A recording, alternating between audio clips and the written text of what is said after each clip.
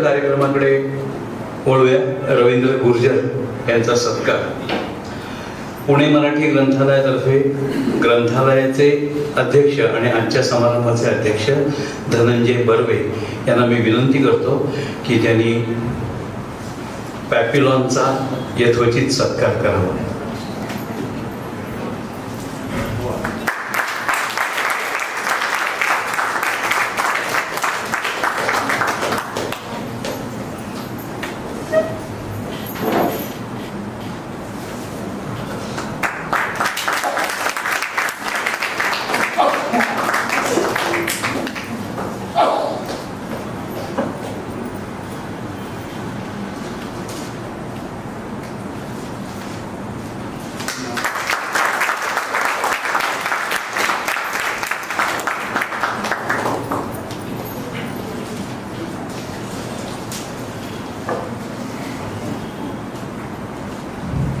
रसिको, एक जुनी आठवण. आपल्या सर्वांना देवबाप्पा सिनेमा माहिती असेल. देवबाप्पाची पंचलाईन होती सब कुछ फुलं. या धर्तीवर ग्रंथसखा वाचनालय बदलापूर म्हणजे सब कुछ जोशी काका. ग्रंथसखा वाचनालय बदलापूर यांच्यातर्फे मी जोशी काकांना विनंती करतो की त्यांनी पॅपिलॉनचा सत्कार करावा. क्षमा करा, वाहतूक कोंडीमध्ये माझी जी गाडी आहे ती गाडी अडकलेली. पोलिसांनी सोडलंच नाही. आम्ही पळत पळत गल्ल्या बोळ्यांमधनं कार्यक्रम आलो आणि सगळं टीम म्हणजे मार्गावकर सरांचा सत्कार करायचा आहे, गुर्जर सरांचा सत्कार करायचा आहे. ते सगळं त्या गाडीच्या डिक्कीतच पडलेलं आहे. अजून ते इथपर्यंत येऊ शकलं नाही. पण प्रतिकात्मक म्हणून आपण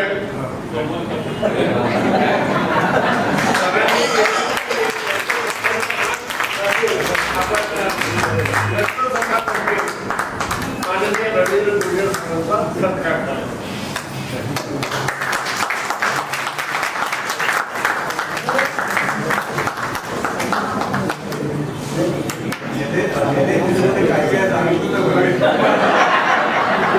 भरपूर काही आहे.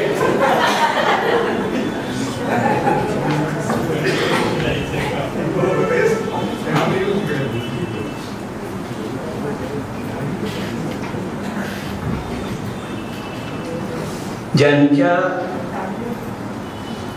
विश्वासावर आणि आधारावर ग्रंथालय भारतीची मोठी जबाबदारी आहे आणि ग्रंथालय भारतीचं काम सुरू आहे, त्या गुर्जर सरांचा ग्रंथालय भारतीतर्फे सत्कार करण्यात येईल.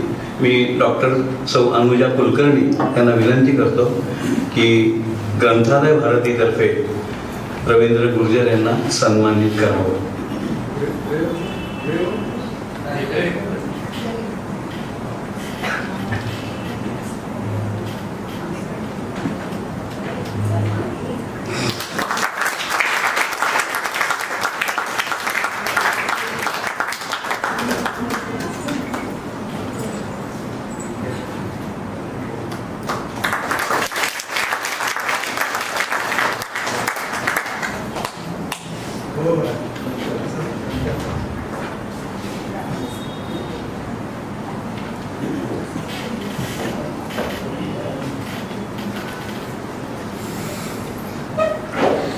रसिको, आपल्या अपत्याचा 50वा वाढदिवस मोठ्या प्रमाणावर साजरा होण्याचं भाग्य फार कमी लोकांना मिळतं. पॅपिलॉनच्या वडिलांच्या मनात काय चाललंय हे जाणायला आपण सर्वजण उत्सुक आहोत. मी ओरिजिनल पॅपिलॉनवाल्यांना विनंती करतो त्यांनी आपलं मनोगत व्यक्त करावं.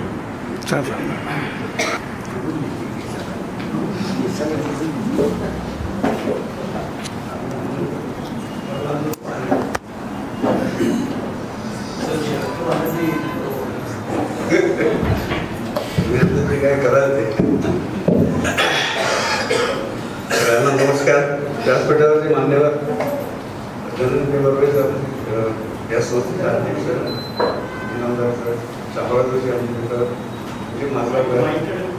दिलीप माजगावकर सर आणि आपले देव सर, समोर उपस्थित असलेले सगळे मित्रमंडळ आहे, नातलग आहेत, आमच्या अनुवादक मंचाचे काही सदस्य आहेत, तर सगळ्यांना नमस्कार करतो, सगळ्यांचं स्वागत करतो.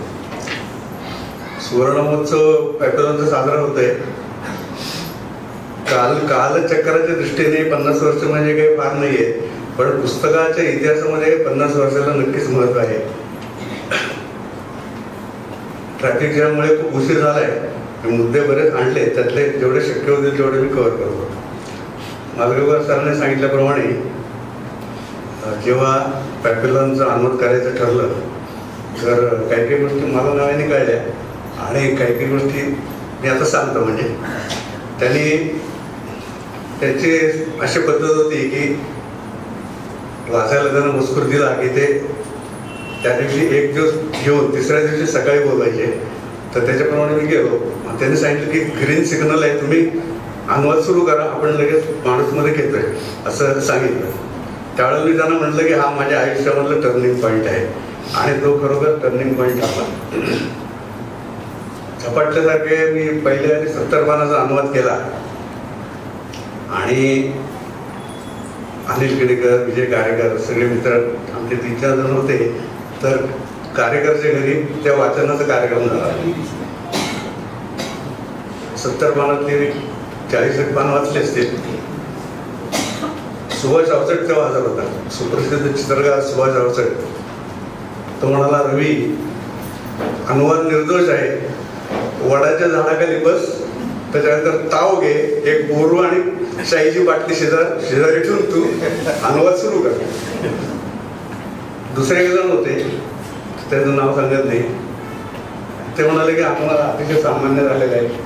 म्हटलं ठीक आहे, काही हरकत नाही, असू दे. तसंच पुढे एकदा कार्यक्रम अनुवादासंबंधी चालला होता, तेव्हा सुद्धा एक जण असेच मोठ्या यांनी शौर्याने म्हणाले की पॅपलॉन सारखे तुकार अनुवाद सुद्धा गाजतात. त्याचं आश्चर्य वाटतं. हे मागेच मी बसलो होतो, त्याला माहित नव्हतं, पण असो, तर अशी गंमत आहे. त्याच्यानंतर मग एकाच अंकामध्ये 2 पुस्तकांचे अनुवाद सुरू झाले. एक म्हणजे पॅपलॉन, दुसरं म्हणजे लक्ष्मण लोंढ्यांचं हॉर्न डॅट. एकाच अंकात सुरुवात झाली आणि श्रीग माजगावकर म्हणाले की 2 मधलं कुठलं घोडं पळते आपण आता बघू. तर त्याप्रमाणे पॅपलॉनचं घोडं खूप जोरात पळालं. हे म्हणजे एक आनंदाची गोष्ट आहे. सांगायची गंमत म्हणजे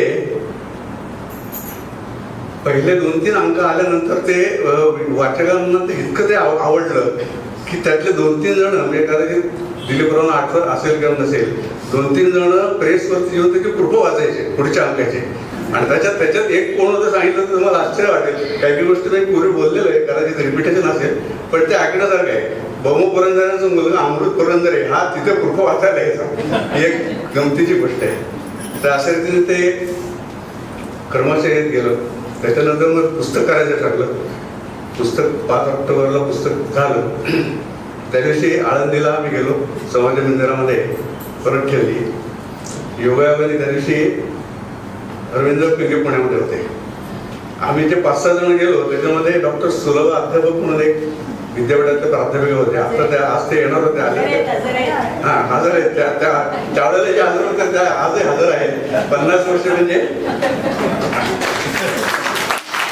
50 वर्षाचा काळ जाऊन एक प्रकृतीच्या दृष्टीने सगळ्या दृष्टीने आम्ही आता राहिलो हे सुद्धा बरोबर देवाची गुरुची कृपा आहे.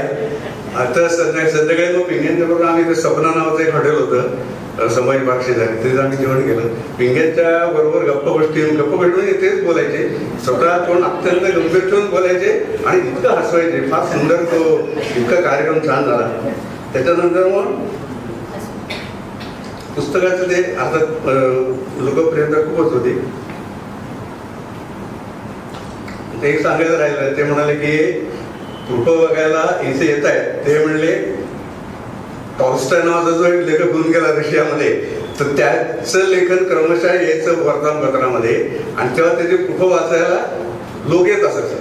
त्याच्यानंतर म्हणजे तुम्ही असं त्यांचा विनोदी स्वभाव आहे, तिथे काही गंभीरपणे घेतलं नाही. पण म्हणजे अशीच एक गंमत आहे. खूप पत्र घ्यायला लागली त्याच्यामध्ये, सगळं मी आता सांगत नाही. त्याच्यात एकाचं पत्र होतं. पत्र म्हणजे त्यांना मला हाताने लिहून आणून दिलं की मी तुमच्यावर अतिशय रागवलेलो आहे, कारण माझा दुसऱ्या दिवशी मी लॉ करत होतो, माझा पेपर होता आणि मी संध्याकाळी जे पॅप्युलन वाचायला घेतलं ते मी रात्रभर वाचून मी पॅप्युलन पूर्ण केलं आणि पेपराचं जे काय व्हायचं ते झाले, वकील झाले शेवटी, तो काही प्रश्न नाही. तर अशी असंख्य पत्र त्या काळात येत होती आणि तो अर्थातच तो आनंदाची गोष्ट होती. अजून सुद्धा एक गोष्ट मी जे सांगितली बऱ्याच वेळेला की त्या पॅप्युलन या नावाचं इतकं एक आकर्षण निर्माण झालं की त्या नावाने असंख्य उद्योग सुरू झाले. एक म्हणजे पॅप्युलॉन पब्लिशिंग हाऊस, पॅप्युलॉन बिल्डर, पॅप्युलॉन ज्यूस बार, पॅप्युलॉन गिरणी, पिठाची गिरणी पॅप्युलॉन नावाने निघाली. तुम्हाला आश्चर्य वाटतं, इतके उद्योग त्या पॅप्युलॉन नावाने सुरू झाले. आणि मला वाटतं पॅप्युलॉन सिनेमा नंतर आला, तर मी आणि माजगावकरांनी मुंबईला जाऊन बघितला. तर पुण्यात जेव्हा तो आला, राहुलला लागला पुण्यामध्ये, त्यावेळेला इतकी गर्दी प्रचंड होती की मी लाईन 100 माझा नंबर होता. आता आजची तुम्ही जर परिस्थिती बघत असाल तर थिएटरमध्ये 10 माणसं नसतात, अशी परिस्थिती आहे. कारण दर आठवड्याला मी एक सिनेमा किमान बघतो. तर त्यावेळेला 100व्या लाईनमध्ये उभं राहून मी तिकीट काढून तो त्यावेळेला सिनेमा बघितला होता. तर असे ते त्यावेळेची याचं आणीबाणीच्या संदर्भात त्यांनी सांगितलं अनुभवमध्ये, आता पेपरला पण मध्ये येऊन गेलं. अजून एक गंमत सांगायची म्हणजे ज्यावेळेस पॅप्युलॉन आणीबाणीचा काळ होता, पुस्तक निघालं, त्यावेळेला मोहन दारिया, त्याच्यानंतर काही इतर जे राजकीय कैदी मंडळी होत्या, प्रकाश जावडेकर वगैरे खूप लोक आपल्या तुरुंगामध्ये होते, येरवड्याच्या तुरुंगामध्ये. त्याच्या मागच्या बाजूलाच आम्ही राहतो सध्या, नगर म्हणून भाग आहे. तर त्यावेळेला गंमत म्हणजे दारियाने पॅप्युलनची परत मागून घेतली, त्यांना हे कळलं आणि तुरुंगामध्ये कैद्यांच्या समोर पॅप्युलनचं सामुदायिक वाचन झालं. ही एक गोष्ट म्हणजे अशी गोष्ट दुर्मिळ आहे. म्हणजे तुरुंगामध्ये लेखन खूप लोकांनी केलेले, पंडित नेहरूंनी नगरला लिहिलंय, विनोबाबांचं किताबरावाच्या तुरुंगात लिहिले आहे. पण दुसऱ्याने लिहिलेलं पुस्तक तुरुंगात मागून वाचन असं ते फार म्हणजे दुर्मिळच घटना आहे. तर अजून एक सांगायची गोष्ट राहिलेली म्हणजे पुस्तक जेव्हा तयार होतं त्यावेळेला लेखकाला पहिली प्रत द्यायची, लेखकाचा मान असतो. तर त्याप्रमाणे दिलीप माजगावकरांनी प्रत मला दिली आणि त्यांचं ते एक वक्तृत्व तुम्ही आता ऐकलंच. त्याच्यावरती असं लिहिलं होतं की गाडी बंगल्याच्या पलीकडे एक श्रीमंती असते, तुम्ही श्रीमंत व्हा, असं त्याच्यावर त्यांनी वाक्य लिहिलं होतं. हे वाक्य मी नेहमी सगळ्या कार्यक्रमामध्ये सांगतो, कारण ते त्यांच्या लक्षात येतं, कारण ते असे वारंवार शेकडो वाक्य बोलत असतात आणि लिहित असतात. पण त्यांचं ते म्हणतात की माझी बत्तीशी नेहमी खरी होते, ती खरोखर खरी झाली. श्रीमंत, भरपूर श्रीमंत झालो मी. आता त्यावेळेला पॅप्युलनने मला काय दिलं याच्यावरती मी व्हिडिओ करणार आहे. आमचा आता YouTube चॅनल सुरू झालेलं आहे, त्याच्यामध्ये मी सविस्तर सांगणार आहे, कारण आज जास्त वेळ नाही आहे. तर त्याच्यामध्ये एक म्हणजे मी तेव्हा नोकरी अशी काही नव्हती, उद्योग काही नव्हता. हेच एक पुस्तक फक्त नावावरती जमा झालेलं होतं आणि लेखन हा माझा व्यवसाय त्यामुळे झाला. ही पहिली गोष्ट आहे. दुसरी गोष्ट म्हणजे हे विनोद म्हणून मी सांगत नाहीये. दुसरी गोष्ट अशी की मला बायको मिळाली. 5 ऑक्टोबर 75ला पुस्तक प्रकाशन झालं, 7 डिसेंबर 75ला आमचं लग्न झालं. म्हणजे एका पुस्तकाच्या जोरावरची ती बायको फसली किंवा फसली पडली असं मी म्हणू शकत नाही. पण त्याच्यानंतर आमचं लग्न झालं आणि आता 50 वर्ष संसार मुख्यतः तिने सांभाळलेले. कारण तुम्हाला कल्पना आहे की लेखन प्रकाशन त्यातलं उत्पन्न जे आहे ते कमी जास्त असतं, गोडाधान असते, भांडाभांडी असते, सगळ्या खूप गोष्टी असतात. पण एक गोष्ट आहे की पैसा तुमच्याकडे असो अगर नसो की भांडण होतच. तुम्ही किती गर्भ श्रीमंत असाल तरी सुद्धा भांडणही होत राहतात आणि ते होणारच शेवटपर्यंत. तरी 50 वर्ष आम्ही राहिलो. आता 40 पुस्तकं 50 वर्षामध्ये 40 पुस्तकं माहीत झाले. कदाचित एका दुसरं कमी पण असेल, फार झाले तसं नाही. पण त्यावेळेला जी आर्थिक परिस्थिती होती आणि आत्ताची आर्थिक परिस्थिती आहे याच्यामध्ये फरक काही नाहीये. फक्त एवढंच की तेव्हा पुस्तक एकच होतं, आता 40 पुस्तकं आहेत आणि लाखो वाचक आहेत. एवढं आता माझं वय 80 असल्यामुळे आता माझी अपेक्षा ह्याच्यामध्ये माझी अपेक्षा काही वेगळी खास काही नाहीये. पण एक सांगितलं तुम्हाला म्हणून काही काही गोष्टी सोडतो मी. लेखनाबरोबर मी हळूहळू इतर कसं असतं की नवीन शिकायची जेव्हा इच्छा असते त्यावेळेला अनेक प्रयोग आपण करून बघत असतो, उद्योग करत असतो. म्हणजे फक्त लिहितच बसणं हे शक्य नसतं. पुढे प्रकाशन सुरू झालं, म्हणजे ग्रंथालय भारतीय संबंध झाला, पुस्तक हे वाचन संस्कृती, ग्रंथ चळवळ वगैरे ही गोष्ट सुरू झाली. त्याच्यानंतर मी असं ठरवलं होतं की आपण अनुवाद करतो, लोकांना आवडत आहे, तर अनुवाद कसा करावा याचं एक प्राथमिक ज्ञान आपण लोकांना द्यायला पाहिजे. ज्यांची इच्छा आहे अनुवादाकडे वळायची, तर त्याच्याप्रमाणे मी ठरवलं की किमान 500 जणांना तरी एक प्राथमिक ज्ञान अनुवादाचं द्यावं असं मी ठरवलं. त्याच्यानंतर मग काही वर्कशॉपमध्ये ऑनलाईन पद्धतीने कमीत कमी 500, 550, 600 जणांनी तरी कमीत कमी माझ्याकडनं ते एक प्राथमिक धडे घेतलेले. त्याच्यामुळे मला ते त्याचा तो आनंद आहे. त्याच्यानंतर एक सांगायची गोष्ट म्हणजे अनुवादात सुरुवातीला दुर्गम मानला जायचं वगैरे, आता तर त्याच्यावर मी काही जास्त बोलत नाही. अनुवाद सध्या इतके लोकप्रिय समोर सांगतील की ग्रंथालयामध्ये किंवा इथले सुद्धा लोक सांगतील अनुवादच लोक मागतात. आणि सुरुवातीच्या काळामध्ये म्हणजे यांचा उल्लेख करायला पाहिजे, विजय देवधर आहे, अशोक पाध्ये, हे त्या काळात किंवा निरंजन घाटे, सध्या तब्येत बरी नाही त्याची, तर असे 5-7 जण आम्ही होतो. हळूहळू ते वाढत जात.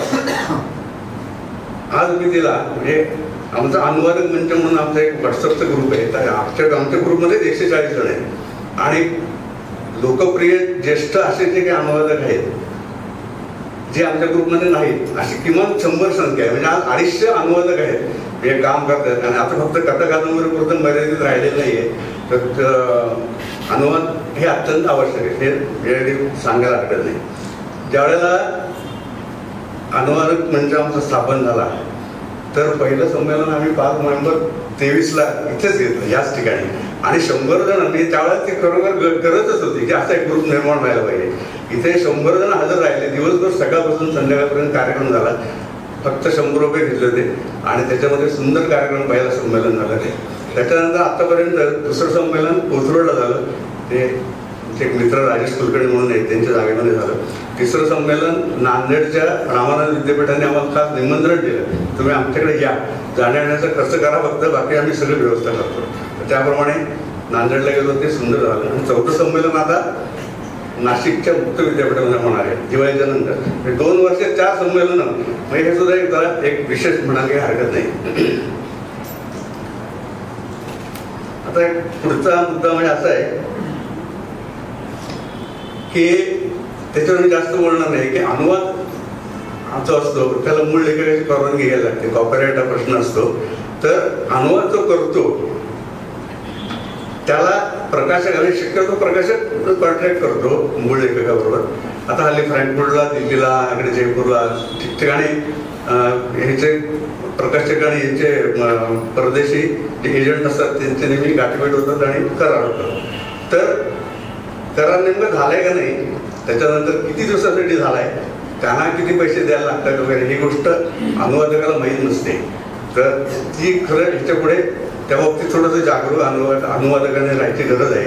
फक्त आता एवढंच ह्याच्यावर बोलतो मी, म्हणजे त्यात जास्त काही त्याला एक फाटे फुटू नये या दृष्टीने. पुरस्कार हा एक विषय. छोटे मोठे पुरस्कार आतापर्यंत बरेच मिळाले. एक म्हणजे सुरुवातीला पुणे मराठी ग्रंथालयानेच एक लोकप्रिय लेखक म्हणून एक दिला पुरस्कार.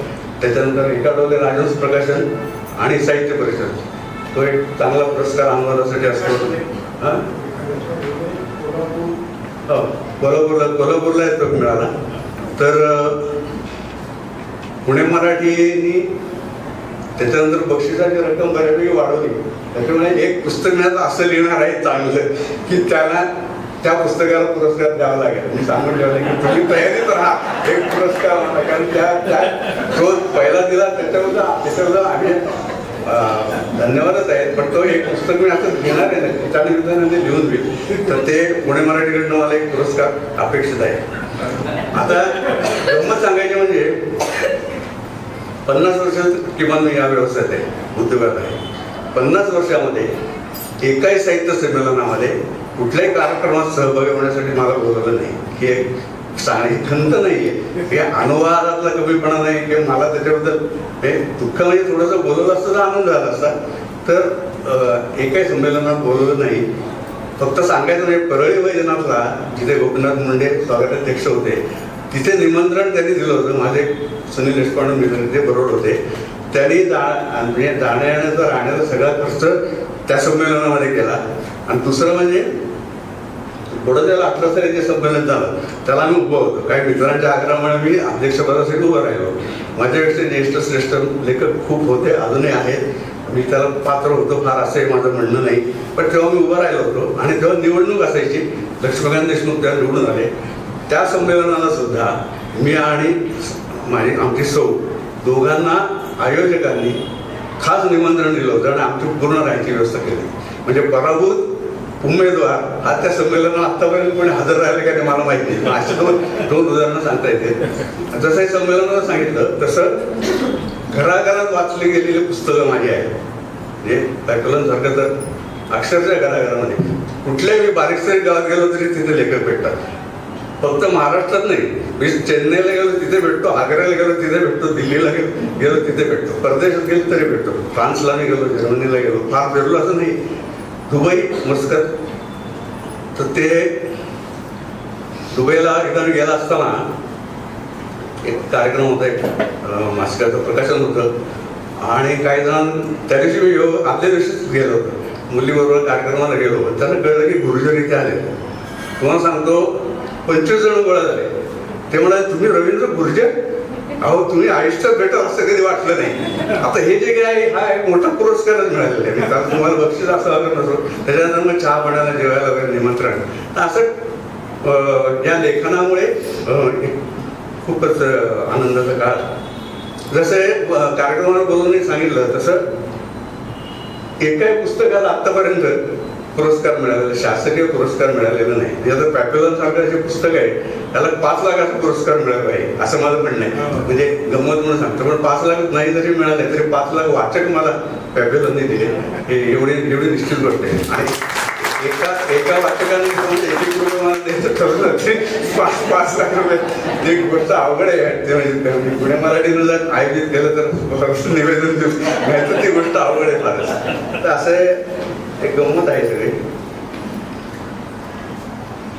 आता हे 99 संमेलन आहे साहित्य परिषद आपल्या याचं साहित्य साताऱ्याचं. विश्वास पाटील त्याचे अध्यक्ष म्हणून निवडून आलेले. तर विश्वास पाटलांची खूप जुनी ओळख आहे. राजहंस प्रकाशनामध्ये किंवा अन्य कार्यक्रमामध्ये खूप वेळा भेट झाली. जेव्हा जेव्हा भेटतात तेव्हा ते म्हणतात की अहो तुमची पुस्तकं वाचून आम्ही मोठे झालो. असे म्हणणारे कितीतरी लोक आहेत. म्हणजे लेखक प्रकाशक आहेत, नेते मंडळी आहेत, ज्यांना असं कोणाला भेटलं ते म्हणतात आम्ही तुमची पुस्तकं वाचून मोठे झालो. सगळ्यांचं नाव मी सांगत बसत नाही, पण एकच सांगतो, मागच्या वर्षी सारसबागेमध्ये हास्यजत्रेचे सचिन मोठे सचिन गोस्वामी जे आहेत त्यांचा एक कार्यक्रम होता.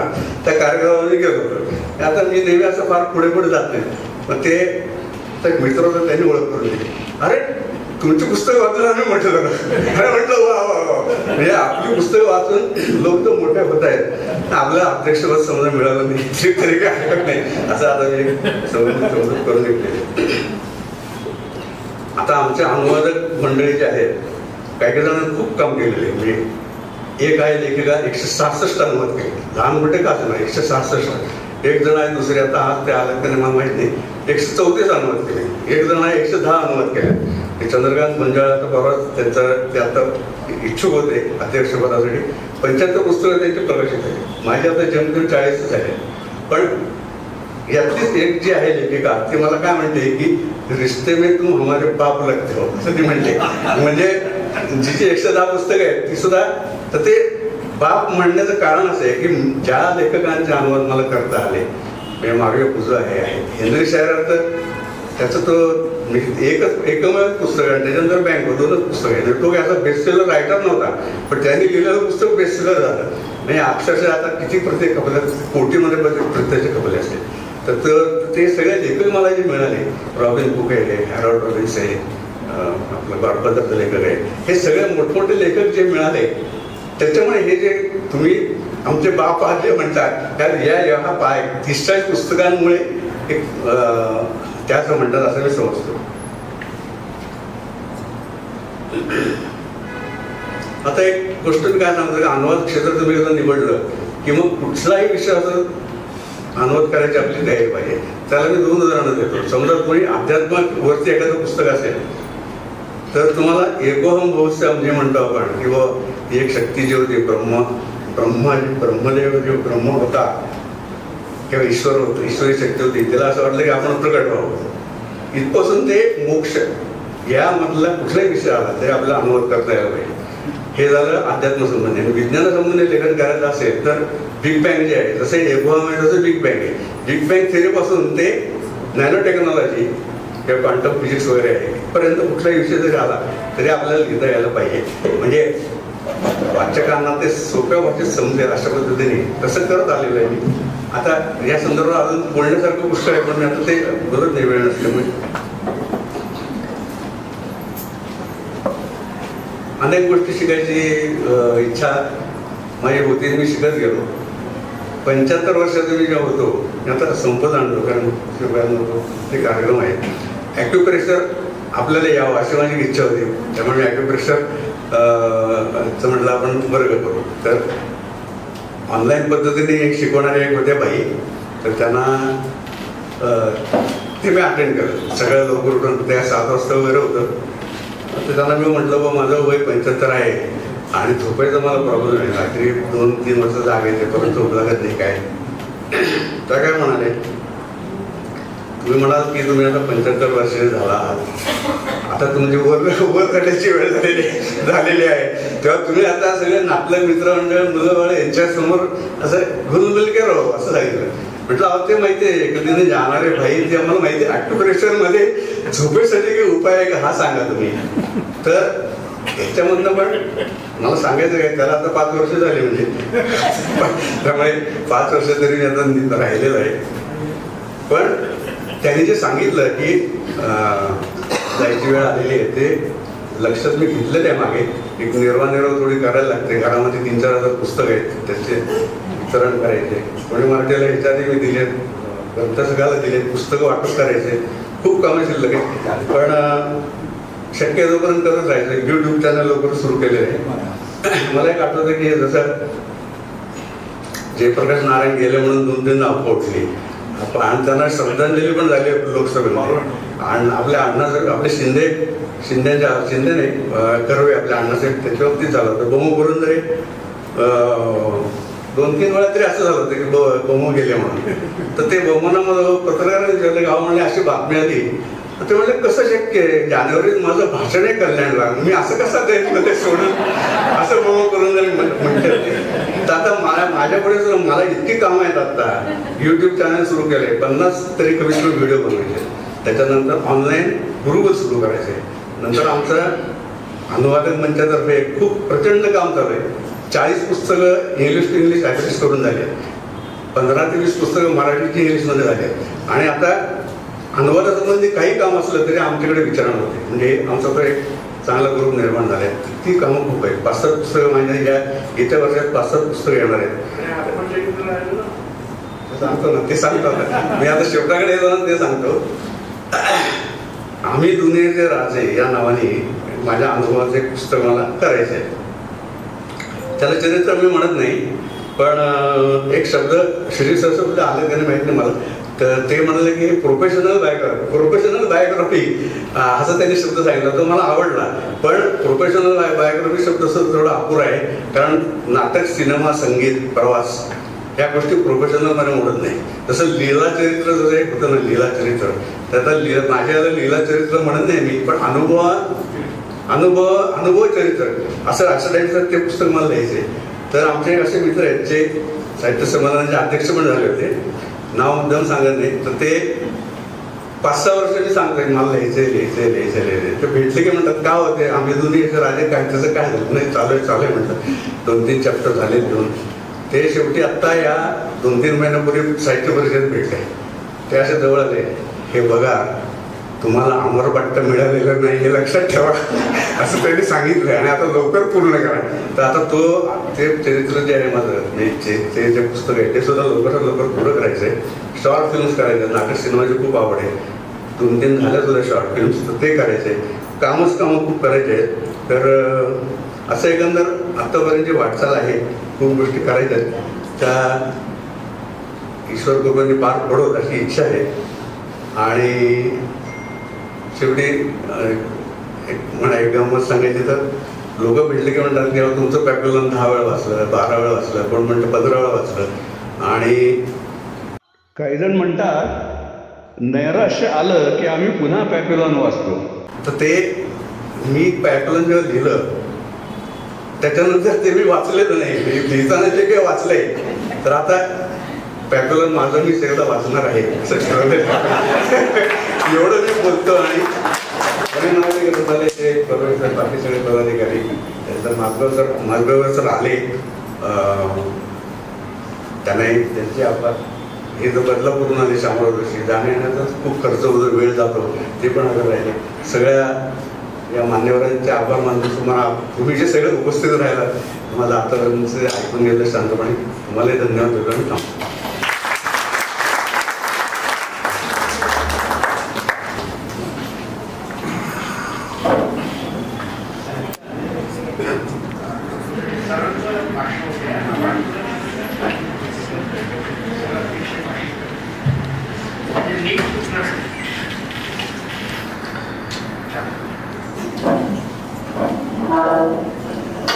रसिक हो, या निमित्त जमलेल्या पुस्तक प्रेमींबद्दल 2 गोष्टी सांगता येतील. एक म्हणजे जुनं ते सोनं ज्येष्ठांच्या बाबतीत, आणि दुसरं म्हणजे नवं ते प्लॅटिनम.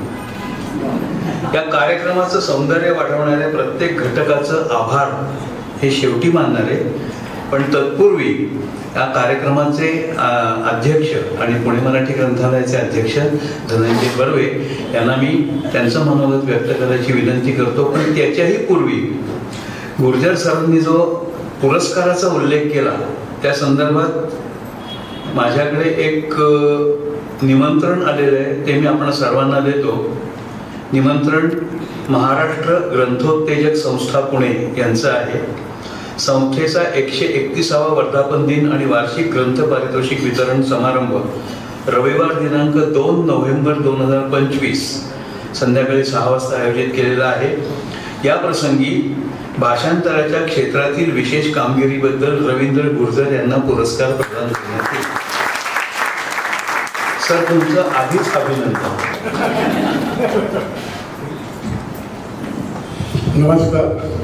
व्यासपीठावरील आजचे ज्यांचा आपण सत्कार करायला म्हणून एकत्र जमलो आहे ते रवींद्र गुर्जर सर, पॅप्युलनचे प्रकाशक दिलीप माजगावकर, राजवंशाचे संस्थेचे सर्व पदाधिकारी आणि पुणे मराठी ग्रंथालय आणि ग्रंथसखा, त्या ग्रंथसखाचे बदलापूरहून आलेले श्यामकांत जोशी, या सगळ्यांचं आणि आपण सर्व उपस्थित या सर्वांचं मनापासून स्वागत करतो, आभार मानतो आज उपस्थित राहिल्याबद्दल. आज अतिशय चांगला योग आहे. सगळ्यात महत्त्वाचं म्हणजे रवींद्र गुर्जरांचं 80 वर्ष आणि पॅप्युलनचे 50 वर्ष, हा दोन्ही एक चांगला योग आलेला आहे. आणि मला असं वाटतं की पॅप्युलन 50 वर्षापूर्वी अनुवादित झालेलं पुस्तक आणि त्याचा 15 आवृत्त्या होऊन आजही त्याला जे प्रचंड डिमांड आहे हे त्याचं यश नक्कीच आपल्याला सगळ्यांना माहिती आहे. पॅप्युलनबद्दल, रवींद्र गुर्जरांबद्दल आपल्याला इथं उपस्थित असलेल्या सगळ्यांना माहिती आहे.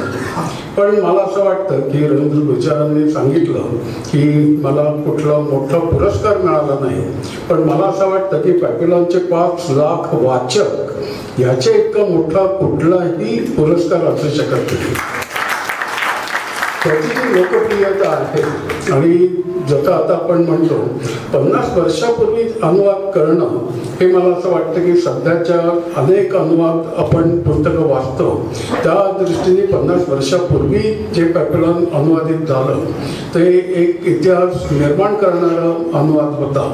आणि असं जर म्हणलं की हल्ली आता जसं त्यांनी सांगितलं की शेकडो अनुवाद करणारे आज अतिशय चांगला अनुवाद केला जातो आणि असे आज अनुवादक आहेत. आणि पण त्याच्यातले अनुवाद क्षेत्रातले द्रोणाचार्य म्हणून जर आपण रवींद्र गुर्जरांना म्हटलं तर ते जास्त योग्य. माझं स्वतःचं मत असं आहे, मी काही साहित्यिक नाही परंतु वाचक नक्की आहे. आणि एखादं पुस्तक किंवा कुठलीही साहित्यकृती लिहिणं हे निश्चितच महत्त्वाचं असतं, परंतु त्या लेखकाला स्वतःला माहिती असतं, त्याच्या डोळ्यासमोर त्याची आकृती असते आणि तो ते लिहित असतो. त्याच्यापेक्षा तेवढं किंवा त्याच्यापेक्षा जास्ती थोडं अवघड म्हटलं किंवा महत्त्वाचं म्हटलं तर ते अनुवादकाचं असतं. कारण जो लेखक असतो त्याचा स्वतःचा तो ते आपलं म्हणणं त्या लिहित असतो, पण अनुवादकाला लेखकाने जे लिहिलेलं आहे त्याच्यातला जो अर्थ आहे तो कुठल्याही परिस्थितीत त्याला बाधा न येता अतिशय चांगल्या पद्धतीने सोप्या भाषेत अनुवाद करणं हे मला वाटतं जास्ती महत्त्वाचं आहे. आणि सगळ्यात महत्त्वाचं म्हणजे जसं आपण म्हणतो की आता कित्येक पुस्तकं अशी आहेत की ती आपण स्वतः लेखकाची आहेत का अनुवादित आहेत. इतकं सुंदर आपल्याकडे आता अनुवाद होतो. आणि मला असं वाटतं की अनुवाद क्षेत्रामध्ये मराठी साहित्याचं एक अतिशय मोठं दालन त्या निमित्ताने निश्चित आपल्याकडे आलेलं आहे. अनेक भाषांमधलं इंग्रजी असेल, अनेक फ्रेंच असेल, अनेक भाषांमधलं जे साहित्य आहे अतिशय चांगले पुस्तकं आहेत त्याचे अनुवाद मराठीत होत आहेत. आणि त्याच्यामुळे मला असं वाटतं की मराठी साहित्यात एक अतिशय मोठी भर पडलेली, अनेक नवीन नवीन विषय आपल्या मराठी वाचकांना त्याच्या निमित्त वाचता आलेले आहेत. आणि त्या दृष्टीने मला असं वाटतं की अनुवाद करणं हे निश्चितच अतिशय महत्त्वाचं आहे. अनेक आपल्याला पुस्तकं त्याच्यामुळे वाचायला मिळतात नवीन नवीन विषयांवरची. आणि म्हणून मला असं वाटतं की आज रवींद्र गुर्जरांचा आज आपण जो यथोचित सत्कार करत आहोत त्यांनी एक निर्वानिरव असा एक शब्द त्यांच्या बोलण्यात वापरला. तर मला असं वाटतं की निर्वानिरव हे त्यांनी पुढे जे काही सांगितलं की त्यांचे जे अनेक मनोदय जे आहेत ते बघता निर्वानिरव हा त्यांच्या दृष्टीने आता कमीत कमी 20 वर्ष तरी त्यांनी हा निर्वानिरव हे न करता त्यांच्या अशी शताब्दी त्यांनी करावी सहज शक्य आहे. त्यांच्याकडे बघितलं त्यांचा जो उत्साह आहे तो बघितला तर ते 80 वर्ष आहे असं वाटत नाही. आणि त्याच्यामुळे निश्चित कमीत कमी 20 वर्ष ते निश्चित राहतील. त्यांचे जे अनेक जे मनोकामना आहेत, अनेक इच्छा आहेत ते त्या पूर्ण करतील असा प्रार्थना करतो. आणि पुणे मराठी ग्रंथालय ग्रंथसखा याच्यातर्फे दिलीप माजगावकर सर, प्रकाशक रवींद्र गुर्जर आणि आपण सर्व उपस्थित या सगळ्यांचे आभार मानतो. धन्यवाद.